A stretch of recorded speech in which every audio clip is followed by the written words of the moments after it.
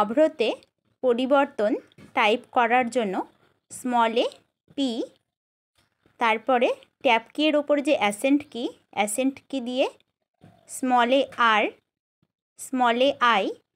এই যে accent Kitty বললাম, এটি যদি না দেওয়া হয় তাহলে পয়ে র ফোলা হয়ে যাবে, তাই পয়ের পরে আলাদা করে র লেখার জন্য এই অ্যাসেন্ট কিটি দিতে হবে।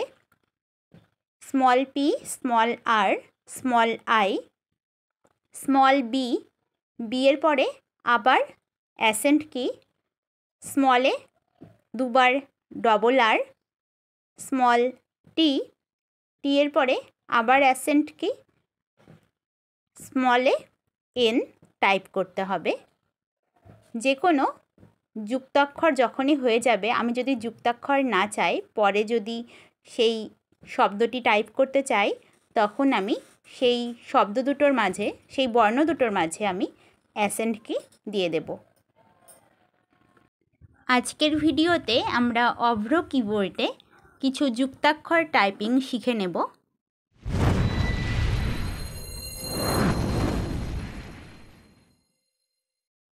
বেঙ্গলি উইথ তমা চ্যানেলে আপনাদের সবাইকে স্বাগত জানাচ্ছি। অভ্রতে কোনো শব্দ টাইপিং করতে অসুবিধে হলে কমেন্ট করে জানাবেন। কৃষ্ণ, কৃষ্ণের মূর্ধন্যস্বয় ন লেখার জন্য ক্যাপিটাল এস। আপনি যদি আমাদের চ্যানেলটিতে নতুন হয়ে থাকেন, আমাদের চ্যানেলটি সাবস্ক্রাইব করে আমাদের পাশে থাকবেন। Small H, capital N. অশ্বত্থের থয় থ লেখার জন্য small A T H, T H.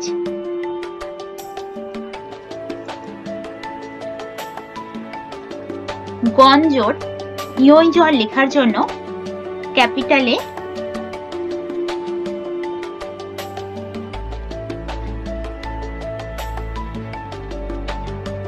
N, capital G, capital J. কয়তল লেখার জন্য capital K, small K, small T. উমৈগ মঙ্গল, উমৈগ লেখার জন্য capital N, small G, small J. নয়ধ লেখার জন্য small N, small D, small H. বিজ্ঞ, বিজ্ঞর জ ইও লেখার জন্য capital J, capital N, capital জি।